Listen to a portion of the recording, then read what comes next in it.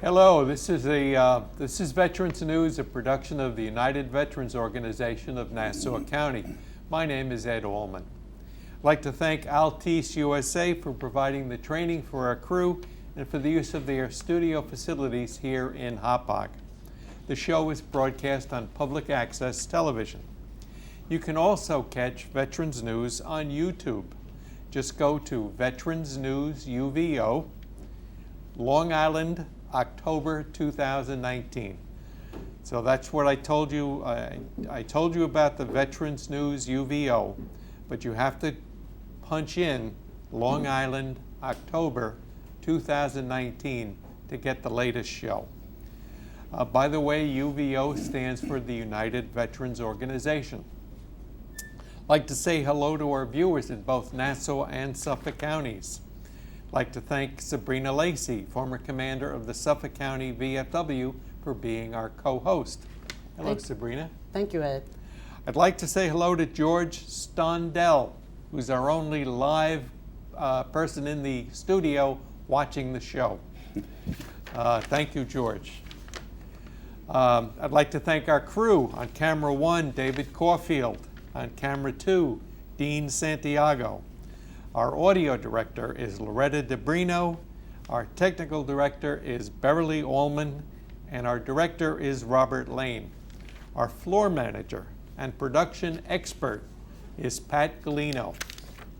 By the way, if you'd like to ask me a question or make a comment about the show, or if you would like to become a member of our crew, please tell me by going to veteransnewsuvo@gmail.com. That's veteransnewsuvo@gmail.com. Our guest today is Kevin Mattteson, National District Number 1 Director of 22 Everyday Veterans Suicide Prevention and Awareness. He's also the New York State AMVETS Zone Director and chairman of the Motorcycle Run Rally / Cruise-In. We'll talk to our guest in a few minutes, but first, let us remember some of our veterans who died recently. Personal friend of mine, Thomas Robert of Syosset, known to many as Mootsie, was drafted into the Army in 1951. John Keenan of Rockville Center, a veteran of both D-Day and the Battle of the Bulge, and a retired chief of detectives with the NYPD. Albert Woolley of Riverhead, a veteran of both World War II and Vietnam, served in the Army and the Air Force. John Coughlin of North Merrick was a vet of both the Army and the Navy and an FBI agent. Elliot Goldhush of Nassau County served in the Judge Advocate General's Corps, the U.S. Navy, during the Korean War. Mary Ann Zetwich of Hicksville, vet, a member of the Royal Air Force during World War II. Constance Winter of Garden City was a first lieutenant in the U.S. Air Force. Frank Idevia of Westbury was a World War II vet and commissioner of the Westbury Fire District. Justine Valley of Islip during World War II, she tested motors for the U.S. Army Rangers. Anthony Rigolosi of Northport was in the Navy during the Vietnam War. Anthony Rapido of Lindenhurst was a proud vet of the U.S. Navy. Joseph Brandy of Port Washington was a Navy vet from World War II. Gertrude DeMarco of Garden City was a valued member of the Navy Department and Republic Aviation. Lastly, Patrick Driscoll of Syosset, a proud Army vet of the Korean War. If you know a veteran who died recently and you would like the name mentioned here, please email me at veteransnewsuvo@gmail.com. Okay, that's the end of our of Veterans News. Now it's the time for our guests. Kevin, Glad to meet you. Thank you, Ed. Okay, your last name is Matheson? Madison. Madison. Yes. M-A-D-D? Yeah, it's M-A-T-T, but yeah, we roll it. We Okay. roll that T-T. All right. Tell me about your military background first. Well, I'm retired Army. I started off as nomenclature at that time was 36 Charlie, wire systems installer operator. And throughout my career, I moved up to systems control, which is basically engineering our assets for the frontline troops. Field of fire included TACSAT, internet, and of course phone service. What was your rank when you got out? Staff sergeant. Staff sergeant? Yep. Okay. You said internet. Did we have internet back then? We did have internet. Yes, we did. Really? And How was that working? It went through the TACSAT systems, and we were able to do it. We also had it hooked up to servers, and we're able to hardwire as well. So you, it probably being that you're the engineer background, that means that maybe it started around 2011, you said? Or was it already in place? Oh, it was already in place, yeah. I went into what we called mobile subscriber equipment. It changed everything from the analog systems to digital. Oh gosh, I would have to say 1996, 95, 96. That's interesting. Yep, yeah. Right. It was a big move up when we went digital. So. Yes. And you said you served in the Army and you also was married in the military as well? I heard? Yes, we just celebrated 33 years. 33 years. 33. And my lovely wife, What is her name? Lisa. Lisa? And I've got 2 kids. A daughter is 30, and my son, who's 29. Notice I have to do calculations. My daughter's married, has 2 kids, so I have 2 grandkids as well. And my son is in the Army currently. Okay. Are Very they good. living near you, or are they? Yeah, my daughter is, and of course my son is doing like we did, bouncing all over. So. Yes. You told me that you were disabled from the service? Yes, I've had many lower back episodes, and finally had to have major back surgery, and it's pretty much knocked me out of commission. Really? Yeah, so my retirement is based off medical retirement, so it still gives me the benefits through active military retirement and also through the VA. Is there an offset? You get full benefits for both a retirement and a VA Yes. disability check? Just recently, they probably in the last few years, I don't know exactly when they passed. About 3 years ago. Yeah, 3 years okay. ago. So you do get your full pension, retirement, and also if you're rated, say, for example, 100%, Right. you get 100% disability through the VA. Very No good. offset whatsoever. So they finally approved that. Oh, fine. Kevin, Very good. I served in the military as a medic, and I know that going through those transitions with back pain, it's not something that come on right away. No.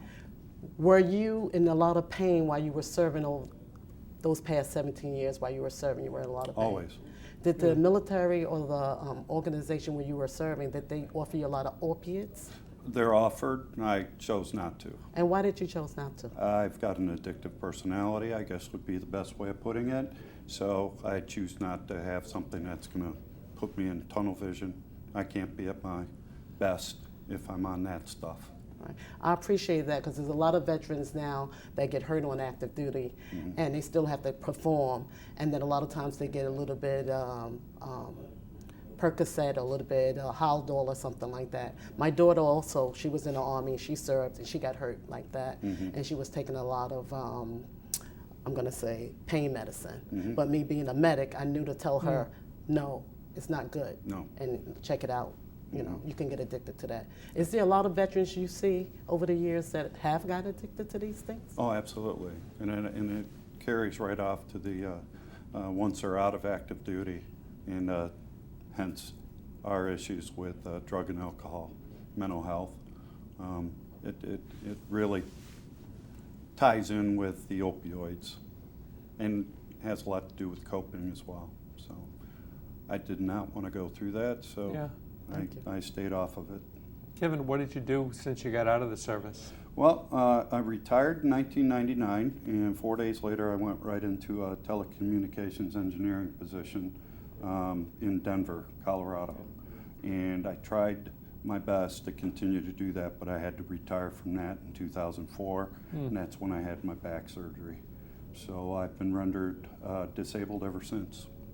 Yes. And you haven't done anything since, I mean, you certainly have done something, I've but not you been haven't worked? gainfully, right, I have not been gainfully employed. However, I kind of straightened myself out. A lot of things became more clear when I quit drinking, and I knew what my goals were, and that was to help my veterans. And hence 22 Every Day was created about 5-6 years ago. Okay, before we talk about 22 Every Day, I'd like to know what your other two jobs are. What does a zone director for the New York State AMVETS do?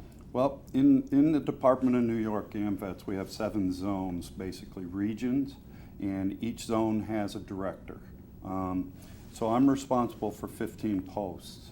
And what I'd like to do is be a conduit for all of our posts. So when they have issues with membership, revalidations, program reporting, they can come to me because I've become what I call a SME, subject matter expert on SME, Okay. yes, on the Constitution and bylaws. So I can help them resolve their issues before they take it to department. And What made you join the AMVETS rather than the American Legion or the VFW? Interesting. When I retired in '99, I joined American Legion and VFW. I had no idea about AMVETS. Never heard of them, never saw them. But the American Legions and the VFWs, in my experience through being in Colorado and New York, weren't as proactive in veteran services, and that was my personal experience. Neither are all of our AMVETS very proactive. However, when I got to New York, I'm a motorcyclist and I ride, and I saw these vests, and that was a huge advertiser, and I went and talked with them. And they do a lot of fundraising for veterans, community support, and that had me written all over it. So I joined in 2006 as a AMVET and a rider. You're a motorcycle rider, but you have a problem with your back. Yes. So before everybody goes and starts getting all bent out of shape, motorcycle is what I call wind therapy. The vibration of it, believe it or not, in my lower back is very soothing. I can go long distances on a motorcycle and it feels great. However, if I stand perfectly still for long periods of time, or if I sit for long periods of time, I'm not getting the blood to that area, motion, getting my muscles, everything moving around, I stiffen up and I start getting pain in my legs. So, yes. Kevin, I'm just happy that you found a passion to do something instead of staying in the house and isolating. Because a lot of times, Ed, when a lot of times us veterans, myself, when you have pain or something like that, you're not going to come out. But if you have something that's going to push you out there, then you're going to go out there. So you have to weigh both of the things. He may not be feeling good while he's riding a motorcycle, but he's getting that relief of something else, okay? Because it's not just the back pain. There's other issues that's secondary to the back pain. Wind therapy. Very good. It's when I can offload everything, think about everything. So you can tell the viewers out there that you can come out and you can do a lot of different things even though you think you cannot. Correct. All right, just try That's it, right. and if it don't work, go back and isolate. What about the motorcycle club? Do you do something besides ride the bike? Our motorcycle riders, our AMVET riders, are probably the #1 advertising that there is for the AMVETs at this time, because we're riding with a big patch on the back of our vests. So we're basically a riding membership drive. So when you see us, we're usually riding in packs and we're heading to a fundraiser, spending our dollars for all the different community and veteran-based type services out there. Okay. Did you hear about the motorcycles that are going to be joining the AMVETS? Remember there's a... Oh, Rolling Thunder. Yes. The big announcement. Rolling Thunder Incorporated is not doing it anymore, so our AMVET riders and the AMVETs have taken it over, and it's called Ride to Remember. Oh. So it's basically the same format. It's a 3-day event, and we'll still parade the motorcycles. This year I attended, we had 1.5 in attendance. I'd like to think it was 1.5 million motorcycles, but I think they took Yeah. how many people, so Okay. it was the largest gathering though. We're almost halfway done. Okay. Joe, I'd like to get to the reason for having you on the show. What is veterans, 22 veterans a day? Okay. Being active duty, experiencing a lot, I've also seen suicides by active duty as a result of war, and not being able to cope with all the demons, as we would say, and also how the active military weren't able to get our troops in for counseling for one-on-one. They were great for pack counseling, but never one-on-one where the meat of everything is discussed and talked and they can open up. So when I came out, I heard about 22 veterans committing suicide every day. It was a VA stat back in 2011-12 timeframe, but only 26 VA hospitals reported out of the 50 states. So the average of the results that came in was 22. 2016, they did it again. All 50 had reported. The average was 22. However, that number could be very much higher because not all veterans get into the VA Medical Center, enroll, and that's what we really need to do. I'm a veterans advocate also, and I encourage all veterans, enroll, regardless if you think you need it or not. Get enrolled so the numbers will go up, so then the budget can go up from our government to be able to take care of our servicemen and women. I understand there's a large number of veterans that can't enroll now in the VA. Correct. It's because the budget went down so much.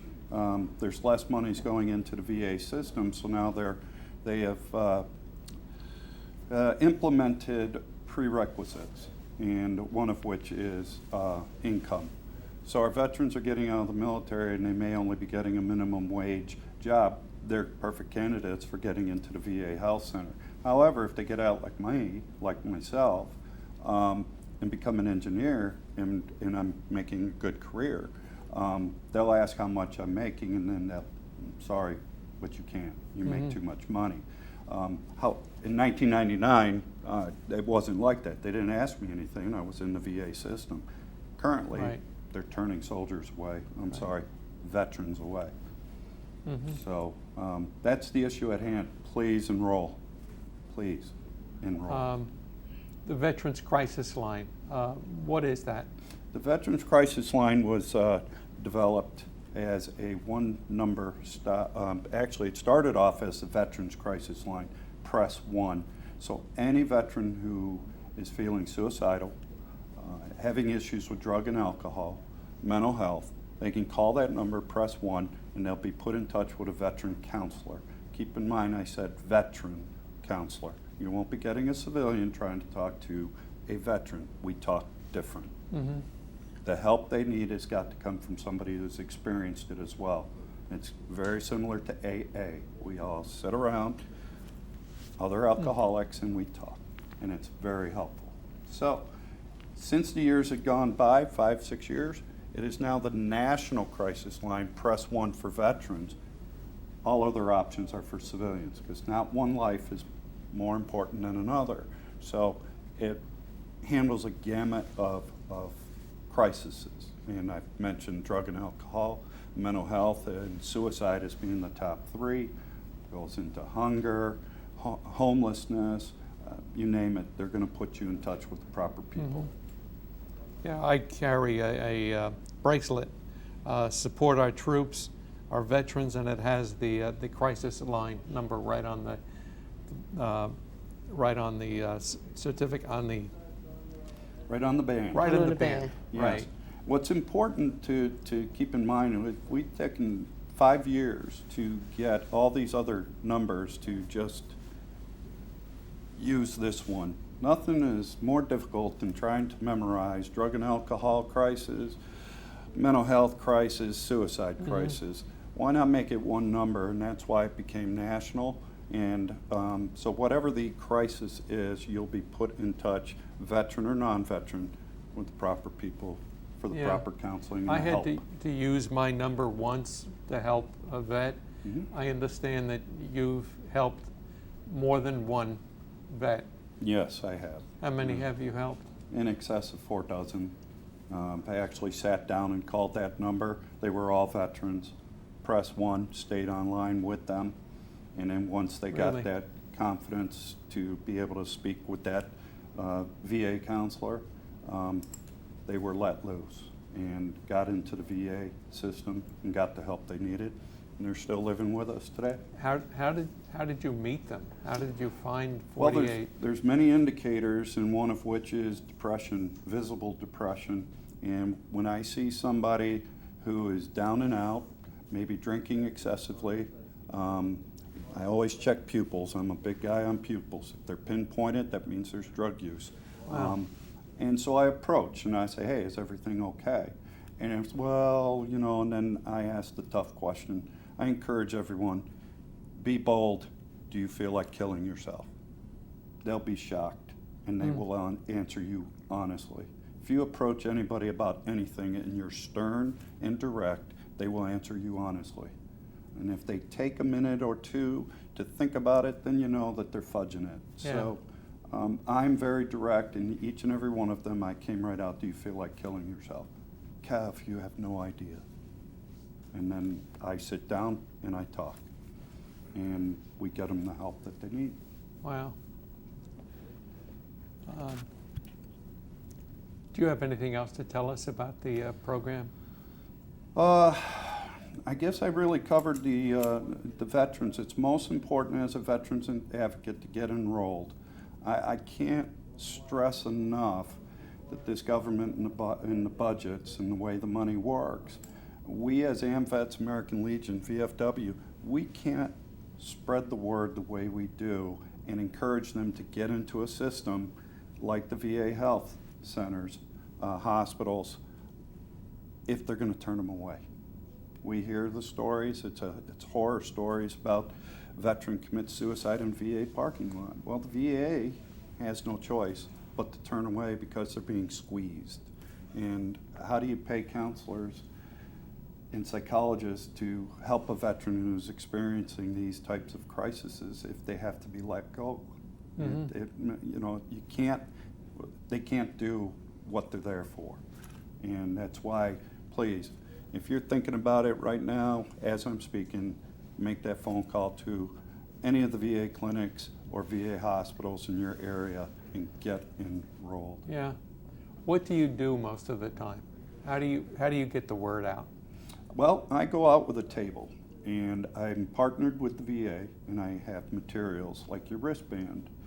We have patches, we have squeeze balls, we have coasters, kickstand pucks for motorcycles, and it has the Kickstand pucks. Yes, when you take a motorcycle and you park on pavement, Right. and it's hot outside, you'll come back and your motorcycle will be tipped over because it softens the pavement. It's just a little stick that's holding up that bike. Right. So we take a round plastic or wooden kickstand puck, Oh. and you set it on there, it won't sink. So I'm sure you I motorcyclists didn't know that. I So, didn't know that. so Okay. what I do is I tell the story. I have a lot of experiences in the military, so it's very easy for me as a veteran who's been through a lot to tell my story and say the result of it is 22 veterans committing suicide every single day. Come on over and I'll tell you a little story. They end up taking materials and they may encounter somebody in crisis and hand that wristband, a bandana, something with that number on it, and actually make that phone call. So Suffolk County, under Steve Malone, has implemented a program where they would call the police, and the police would take them right directly to the North Board. I just want to put that out there to our viewers. What can we do to help this program be spread out through the nation? What can we do? to help you Well, do that? first off, this program is awesome. It gets out to the people. Secondly, You George, need funding and stuff like that? funding, we take donations. Take all right? donations? You know, we do take donations so we can get the materials that we need, and so we can set up tables. George Stondell, our visitor, Okay, let's is have from Boyd come over here for 1 second. And, have who? Bob? Bob. Come on in, Bob. Bob and George. George is George Stondell and Bob Lane. Kevin, so nice to have you here today. I'd like to present you with this check for $709, which was collected through some street fairs that I've went to and took part in. And I hope in the future I'll be able to do a lot more and bring a lot more money. Very good, Bob. Thank you so much. Thank you. All right. No problem. So you asked me, what can anybody do? Here they are. They get out there and they spread the word and they build awareness. Only with awareness can we prevent suicide, and that's what these guys are doing, building awareness. Thank you so much. Our Bob? pleasure. Bob is our director of a show. George is the past commander of the New York State AMVETS. Correct. Past director. Thank you very much. Thank you. Okay. That's it. All right. I think we still have a few minutes. Let's polish this up. Okay. Kevin, you only have a few minutes. Do you have something you want to say to our audience I guess I Besides- could give you, yeah. besides taking the Drink. money? I'm glad I don't drink, because I'd say drinks are on me, but Yeah. they're not. It goes right back into the program so I can get the materials, so I can get it out to these fine young men that have gone out here and help build awareness by getting the materials out. I guess I could. My name's Kevin Mattesson, and it's spelled MATTESON. I can be reached at klad86@roadrunner.com. Feel free to call me at any time. I have a district that I'm in charge of, and that's 6 states, so I travel. I travel a lot, and this is my passion. I want to save lives, and I want to teach people how to do it as well.